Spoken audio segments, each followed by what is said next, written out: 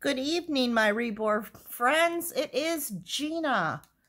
Thank you for returning to my channel. In order to support this channel, the best thing that you can do is subscribe if you haven't already. Hit that notification bell if you enjoy the content and want to see more. Also, if you like what you see, please hit the thumbs up button and watch the video all the way through. Now, in front of you, you see my gorgeous Michael Anthony. Michael is the Prince Henry sculpt. He is the first edition, and he was sculpted by the talented Andrea Arcello, and Reborn, brought to life by Donna Rich over at Aunt Daisy's Nursery, and she was found on reborns.com. Okay, guys, today let's talk about, I have been thinking about this and I did a little bit of research. How did our Reborns hobby get started? Who invented Reborn dolls? And who made the first kit? Okay. Well, what I've discovered was as early as the 17th century in Europe, people made dolls for their children, mostly little girls, out of hard pine wood. And they would draw on them and draw eyes and a nose and a mouth, a face, and then some of them even created little clothes for them, and then these wooden dolls would be sold. Then, because people wanted things more lifelike, they started making them out of wax. Well, that didn't hold up very well. And then porcelain and bisque, and eventually hard vinyl. And the hard vinyl dolls, that was more, I think, modern day centuries, like the 18th century, they started doing that. And dolls became more known worldwide. And people collected dolls, and they enjoyed them. But they kind of got tired of collecting your typical doll. Truth? Nobody really knows who invented the very first Reborn. Nobody knows who decided, hey, I'm going to go to the store. I'm going to buy your typical play doll. I'm going to take it home. I'm going to take it all apart. I'm going to sand it down. I'm going to get all the factory paint off it. I'm going to take the eyes out. I'm going to smooth down the molded hair. And I'm going to give it new hair and fancy, really glass eyeballs and eyes, and replace those so they look more real and lifelike. And I'm going to start painting layer by layer by layer and make this look more like a real human baby. We don't know who did that.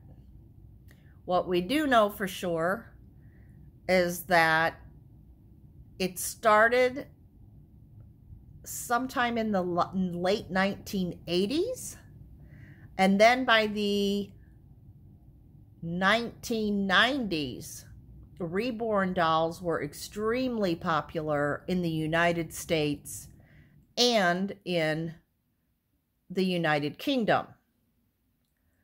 There were people that had tried over and over, and then when the internet popped up, someone published, hey, I've tried this paint and this paint and this, and I use this technique and this technique and this is what works really well and makes these dolls look more human. When they decided to use a cloth body, I could not find anywhere. But eventually, in putting the dolls back together, they realized it would be a lot easier to replace the head and all of the limbs on a cloth body that you could weight, and you could put like the fine glass beads in it, in the pantyhose, inside the polyfill, and you could give it a more realistic weight, and it would be soft and cuddly rather than the hard vinyl body. So they started doing that. Someone decided to use cloth. I don't know who. And they don't state when. I really looked, I don't know how many sites I went to looking for when did they start looking for, you know, replacing the vinyl body with cloth bodies. I didn't find an answer.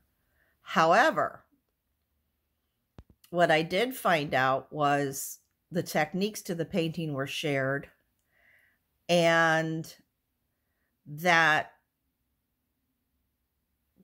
Denise Pratt made several Reborn dolls.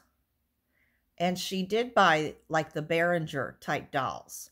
And she did put more realistic eyes in them. And she did sand them all down. And they had to be very careful in doing that, because you didn't want to ruin the vinyl, but you wanted to get the paint off. And you wanted to use different like nail polish remover and things to get the paint off. And she thought, you know, and using this cloth body was much easier. And then she thought to herself, and she sold these dolls, and she was quite pleased. And at the time, and this was in the 1990s, at the time her dolls were selling for $300, which was a very pretty penny. And she was quite pleased, but she said, there's got to be an easier way to do this. So it was then that she sculpted and made the very first Reborn blank kit, and used German vinyl and German glass eyes. Well, I don't know, well, it didn't have eyes. It was a sleeping baby. I'm sorry about that. They did not, but it was her. She's the one that came up with making kits. And that way, artists who wanted to paint them and bring them to life, which I found this out too. The person who buys the doll kit or creates a kit, it's a Reborn. They're doing that. But the people who, oh no, it was the people, okay, let me rephrase that. The people who bought the kit and stripped it down, or not the kit, but brought a doll and stripped it down and then made it new again, were reborning the doll, making it look more like making it look like a human infant.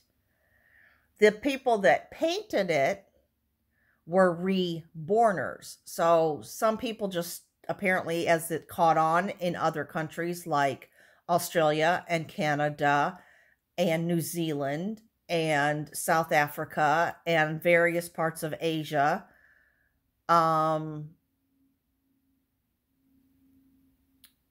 people started taking the dolls that had been stripped down and reborning them. And so that made them reborners.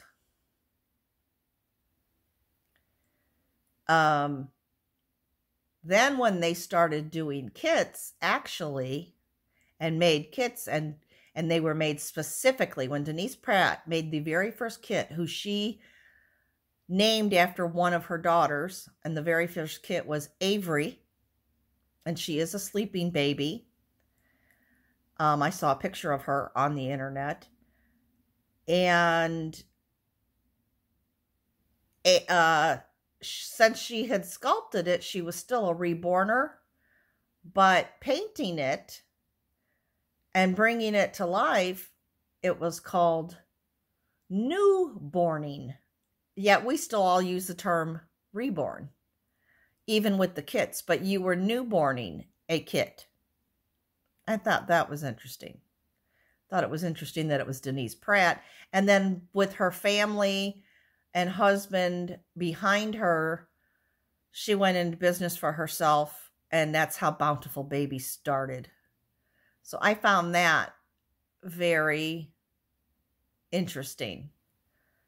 And I liked the difference in the terms.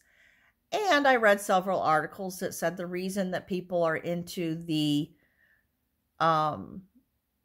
reborn dolls is simply different things that we've discussed many times, which is it's therapeutic for people who suffer from like memory issues, different types of dementia, Alzheimer's, people who've suffered a miscarriage, people who could never have children.